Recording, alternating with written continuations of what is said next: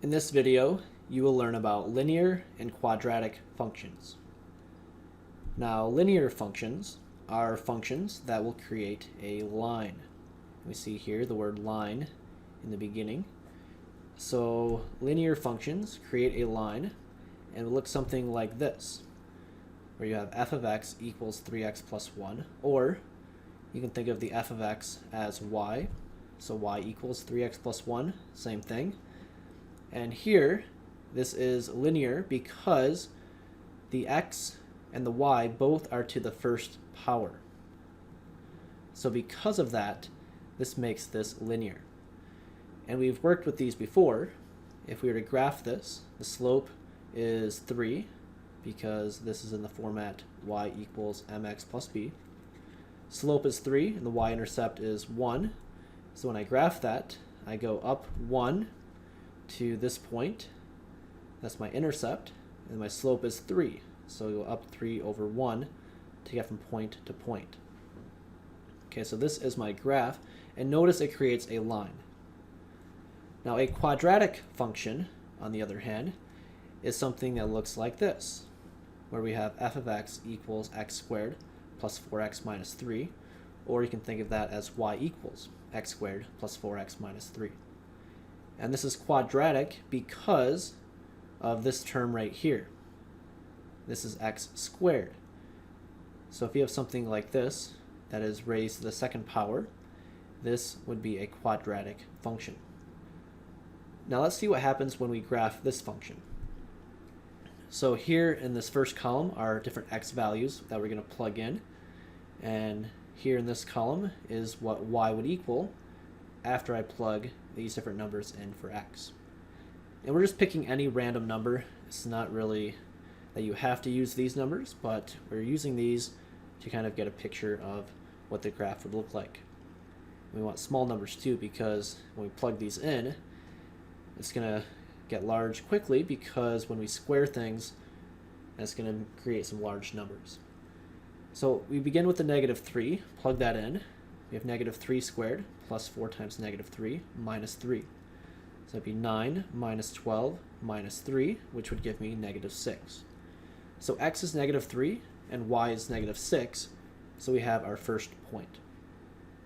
We plug a negative 2 in. We have negative 2 squared plus 4 times negative 2 minus 3. That gives me positive 4 minus 8 minus 3, which would equal negative 7. So this ordered pair would be negative 2, comma, negative 7. Next, we can plug a negative 1 in.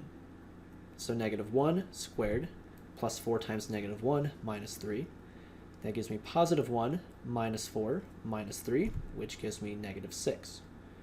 So my ordered pair is negative 1, comma, negative 6.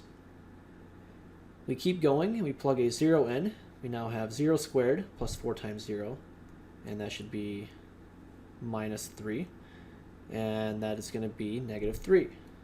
So my ordered pair is 0, comma, negative 3. And by the way, this is a mistake. That should be a minus 3. So we've been doing everything correctly, but that should be a minus. Okay, moving on, we have a 1 that we plug in for x. So we have 1 squared plus 4 times 1 minus 3. So we have 1 plus 4 minus 3. That gives me 2. So my ordered pair is going to be 1, comma, 2. And then I can plug a 2 in for x. So I have 2 squared plus 4 times 2 minus 3. That gives me 4 plus 8 minus 3, which would equal 9. So my ordered pair would be 2, comma, 9. Now when I graph all these different points, this is what I get. Notice if I connect those dots with a curve, it's going to become this shape right here. And this shape has a name, and it's called a parabola. And this shape, by the way, you see a lot just in everyday life, more so if the parabola is upside down, such as like this. This is the shape that we get if we throw or launch something into the air.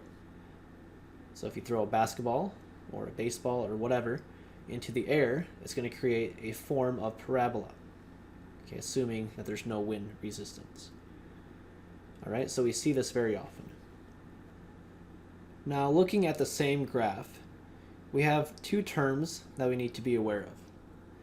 The first term is this lowest point right here at -2, -7. That point is called the minimum point, which is the lowest point. Okay, so that's -2, -7. Another term, by the way, that we use is the term vertex. So vertex can mean either the minimum, like the lowest point, or the highest point. So it's not specific to the minimum point, but whatever the lowest or highest point is called the vertex. But this more specifically can be called the minimum point. And then we have another term called the axis of symmetry. Now, axis is a line, and symmetry means that we have the same thing on both sides of the line. So this is going to be the vertical line that contains the minimum point. So if I look at my graph here and draw a line down through the middle of the parabola through this minimum point, this green line right here is called the axis of symmetry because it is a line and it's cutting the parabola in half, so the left side is identical to the right side. So it's making this symmetrical on both sides. And the equation of this vertical line, remember with vertical lines the equation is going to be x equals something, and this line goes through -2, so this line is x equals -2. And again, this shape is a parabola. So make sure we know these three different terms. Let's look at one more quadratic function and see what happens. Here we have a negative x squared plus 4x minus 3. And let's see what happens if we try to graph this function. So for this function, we can plug in different numbers, just like we did before. And we just pick any numbers to plug in. And here we chose -1 through 4. So we plug these in for x, and we see what happens. So we have a negative, and then x is -1, so -1 squared, plus 4 times -1 minus 3. Be careful with the negatives here at the beginning. -1 squared is +1, and then there's a negative in the front of that, so that makes it back into a negative. So -1, then -4, minus 3, that gives me -8. So my point, or my ordered pair, would be -1, comma, -8. Then we plug a 0 in. We have -0 squared plus 4 times 0 minus 3. That gives me 0 plus 0 minus 3, which is -3. So the ordered pair would be 0, comma, -3. We can plug a 1 in, so we have a negative and then 1 squared, and be aware the negative is on the outside, plus 4 times 1 minus 3. 1 squared is 1, make it negative, so it's -1 plus 4 minus 3, which would equal 0.